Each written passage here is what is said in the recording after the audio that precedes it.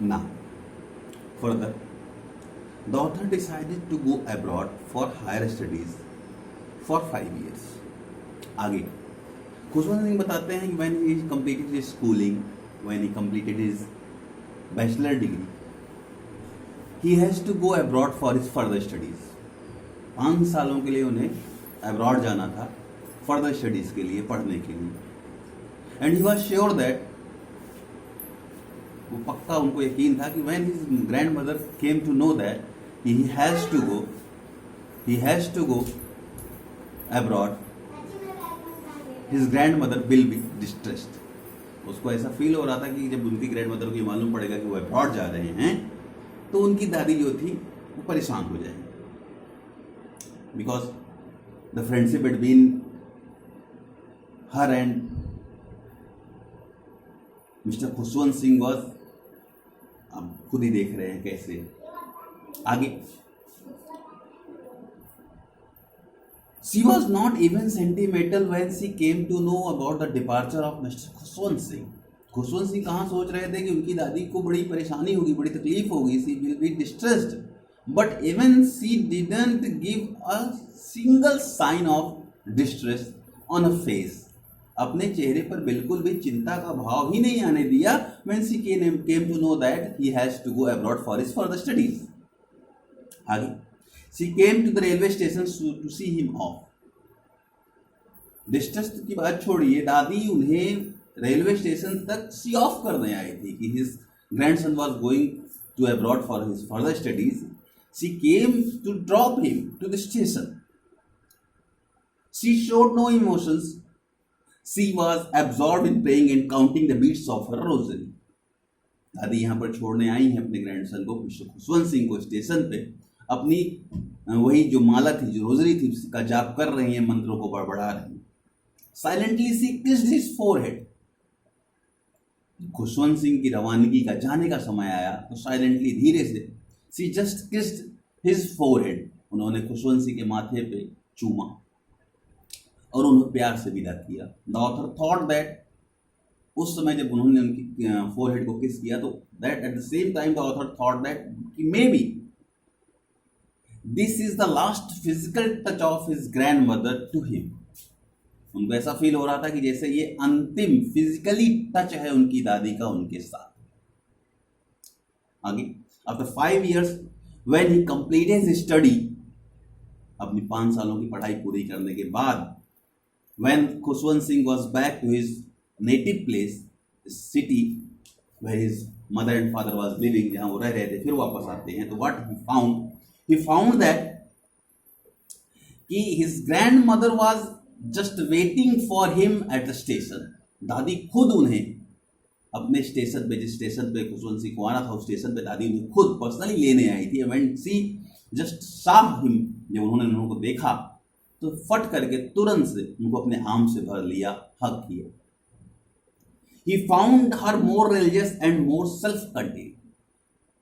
When again, अभी 5 साल के पहले खुशवंत सिंह ने ये सोचा था कि शायद this was the last physical touch of his grandmother to him, लेकिन now again he saw his grandmother. अपनी दादी को फिर से उन्होंने देखा और जब उन्होंने अपनी बाहों में भर दिया तो उनको ये फील हुआ कि दादी जो इस समय थी वो और रिलीजियस हो गई थी और सेल्फ कंटेन्ड हो गई थी, आत्मनिर्भर हो गई. आगे बताते हैं कि even that day the happiest moment for her was feeding the sparrows herself.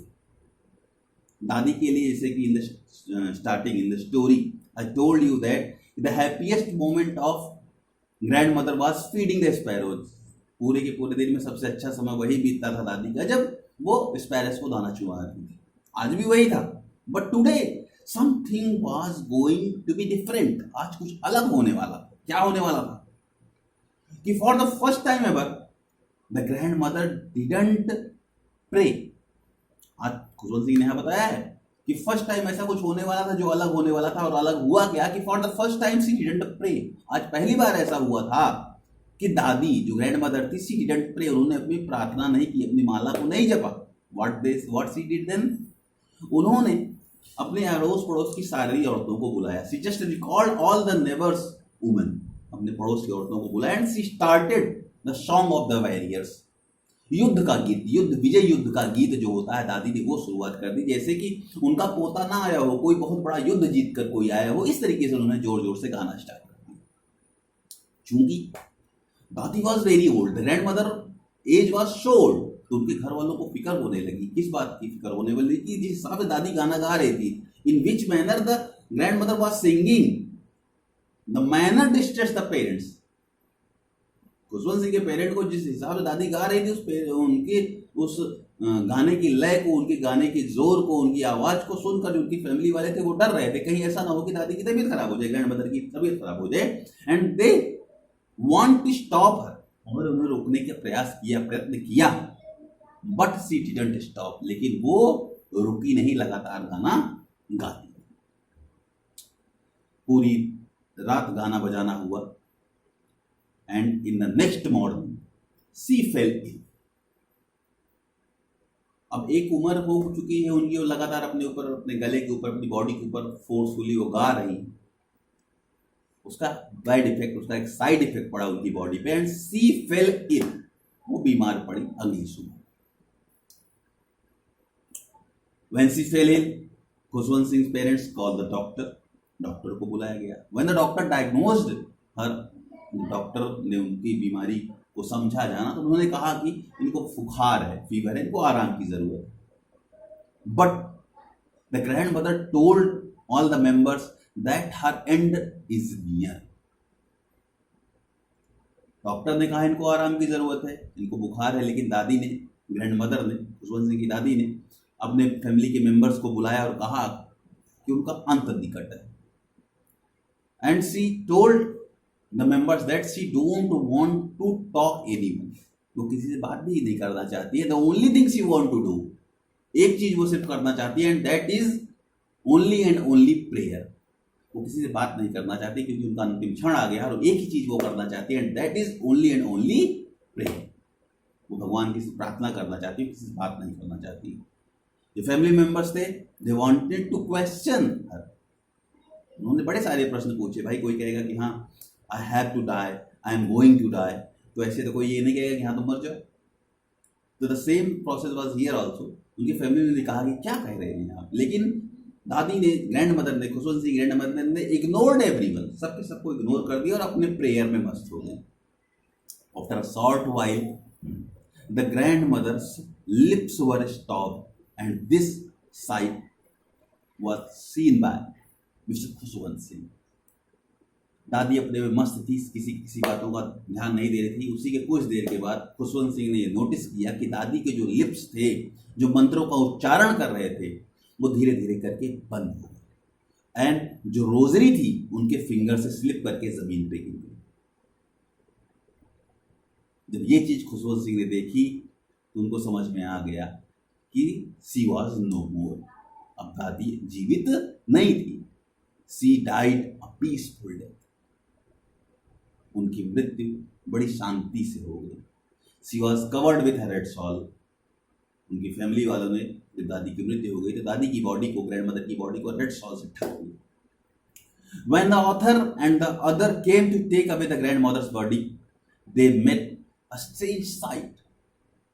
For funeral procession, अंतिम संस्कार के लिए, when Dadi's grandmother's body was taken away, जब ले जाया जा रहा था ग्रैंडमदर की बॉडी को, a strange sight was seen, एक अद्भुत ही नजारा वहां देखने को मिला। क्या नजारा था कि to mourn her death, grandmother की डेथ पे, ग्रैंडमदर की, खुशवंत सिंह की दादी की मौत का शोक मनाने के लिए, द स्पैरोज, जिन चिड़ियों को ग्रैंड मदर फीड कराया करती थी, वो आज ग्रैंड मदर की बॉडी के अगल बगल में, दादी की बॉडी के अगल बगल में बैठी हुई, अपना दुख व्यक्त करने के लिए। हो सकता है उनको, चिड़ियों को लग रहा हो मुझे कौन खिलाएगा, या ये दिन से खिला रहे हैं। सोचिए कितनी बड़ी दोस्ती हो चुकी थी, कितनी बड़ी फ्रेंडशिप हो चुकी थी। खुशवंत सिंह की मदर को लगा कि may be these sparrows are waiting for some bits, some breads, कुछ ना कुछ लेने के लिए बैठी हूँ, कुछ खाने के, क्योंकि दादी की अक्सर आदत थी खिलाने की। तो उनकी माँ ने ला के कुछ टुकड़े फेंके ब्रेड के दानों, लेकिन द ऑल स्पैरोज इग्नोर्ड सारी की सारी स्पैरोज ने इग्नोर कर दिया एक भी दाने को खाने से, and silently they flu away after the body was taken. जैसे ही लोगों ने उनके शरीर को फ्यूनरल प्रोसेशन के लिए लिया, अंतिम संस्कार के लिए लेकर गए, वैसे ही सारी की सारी स्पैरोज ने उनकी बॉडी को छोड़ दिया। तो बॉडी चली गई, स्पैरोज भी वहां से चुपचाप बिना एक भी दाने को खाए वहां से उड़ गए। So students, this is the explanation of the portrait of a lady. I think that you can understand the story. If you have any problem, you can contact me freely. Thank you.